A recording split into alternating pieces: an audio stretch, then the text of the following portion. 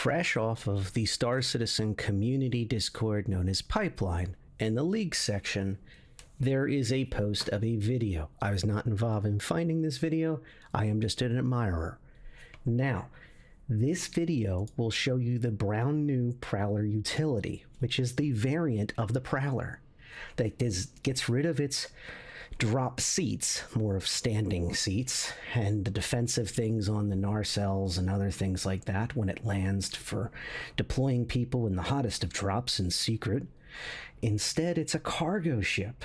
Yes, you heard that right, a cargo ship with a boom on it that has a tractor beam. It has this neat armored back to it. This is how you enter the ship as its primary entry point, and it has 2 floors to it. Now, the floors have been redesigned a little bit, and again, I did not make this video. Apologies for the quality level, but this is just streaming on the public-facing channel on the Pipeline server. Now, what I want to underline is that a lot of people saw some previews and rumors and such. They did not notice it folds out. So this is the brand new development today. And a headline, without wasting your time, 32 SCU in this configuration. 32 SCU of cargo in this ship. Notice you have an exposed hull, it is deployed out, and then the cargo fits in that larger capacity. Now, you also have 2 additional jump seats on top of the pilot seats. So if you see those seats right there, you can see the pilot seat and the fun it is. The ship apparently maintains good emission standards, and it also has, as you can see, a tractor beam that is usable from the flight deck. So that means that while you're flying this ship, you could have those deployed cargo grids, which are much like a raft, like upside down storage like a raft has, and then have that good tractor beam arm facing outwards that could then grab that cargo and do delegation with it. I complimented the Taurus and the Raft for this, where they had tractor beams that had good angles and then cargo on the down part of the ship. So regardless if it's upside down or not, or it's on an elevator, I like cargo that you're able to grab and then immediately put down to the ground, because in the future with Player Outpost, you're going to be doing smaller drop-offs, and you may not want to trust access to your entire ship just to deliver some cargo. You want to stay flying, right? Hovering. So on the upper floor, you can see the pilot seat as well as a component room. You will note there is no beds on this ship, which means its legs are shorter. However, the engineering compartment and some of the relays are directly behind where the pilot seats. So if you're flying this by yourself, it's not terrible at all. I even like the fact that the doors are bulkheaded up, so if the ship had, say, a fire or significant oxygen in the future, as that makes sense and means something, having breaches, you would have the ability to keep flying, hopefully, until you can get to safety to repair. And you can see right there that the pilot and the co-pilot seat both have access to tractor beams.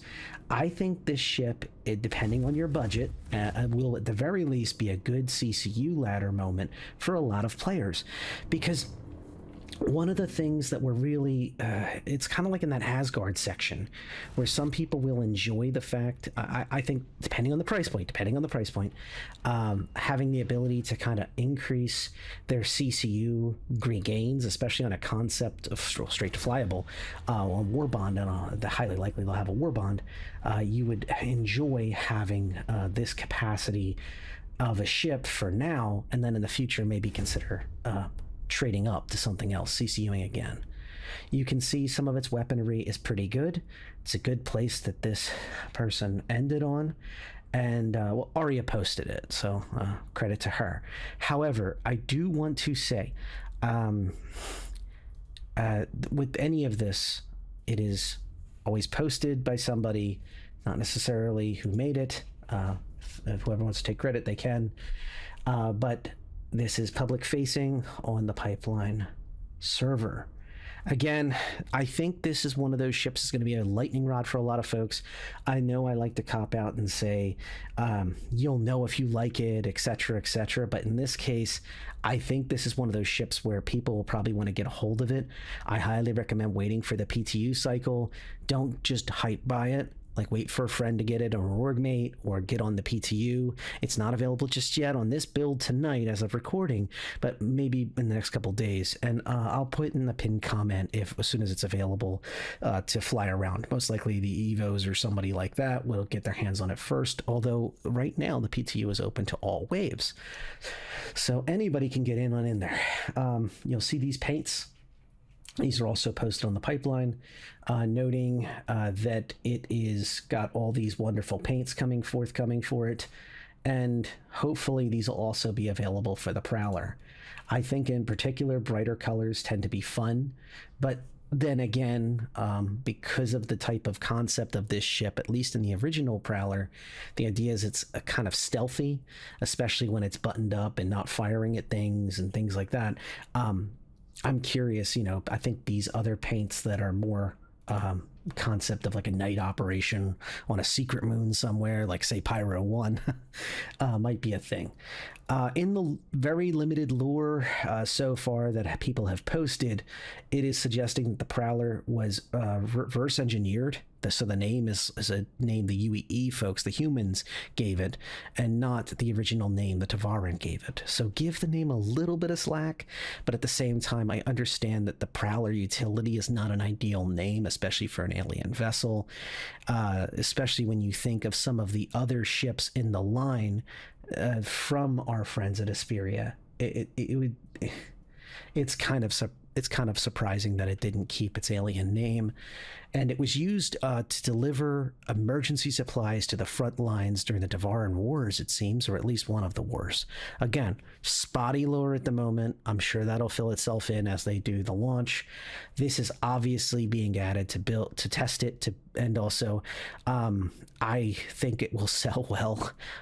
People were probably obviously not expecting a stealthy cargo vessel that seems to be buttoned up, and then it'll open up and become a much bigger cross section, but it'll carry 32 SCU on the ride out, and then button itself back up and sneak back to go get more or something like that.